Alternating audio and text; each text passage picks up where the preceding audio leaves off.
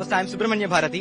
I am coming from Vikramasinghapuram, the district of Tirunelveli. தந்தை செங்கல் சூளையில் வேலை பார்க்கும் கூலி தொழிலாளி.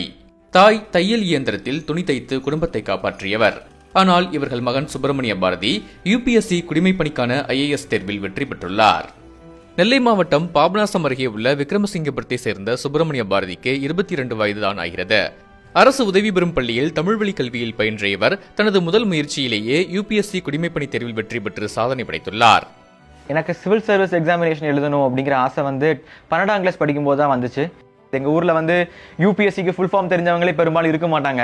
நான் எடுத்தது இந்திய அளவில் 778வது ரேங்க். எதிர்பார்க்காத ஒன்று தான், நம்ம இவ்வளோ சீக்கிரம் அச்சீவ் பண்ணுவோம்னு தெரியாது.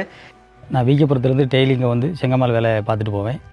ஐஏஎஸ் தேர்வு யூபிஎஸ்சி பாஸ் ஆகிட்டான்னு சொன்ன உடனே எனக்கு அளவு கடந்த மகிழ்ச்சி. என்ன செய்யறதுன்னு தெரியல.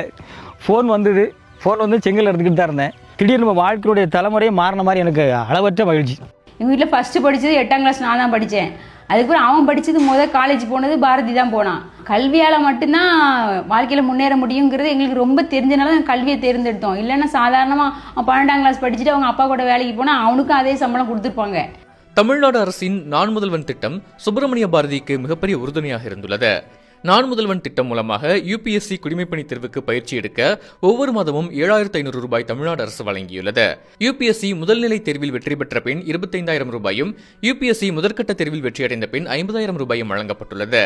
இது மட்டுமல்லாமல் DAV, மனிதநேய அறக்கட்டளை உள்ளிட்ட அமைப்புகளும் உதவியுள்ளன. இன்னும் கனவாக தான் நினச்சிட்டு இருக்கேன். அதனால் என்னால் இது பண்ண முடியல. கனவுல நினச்சதுலாம் நடந்துகிட்டே வர மாதிரி அப்படி ஒரு இது இருந்திருக்கு.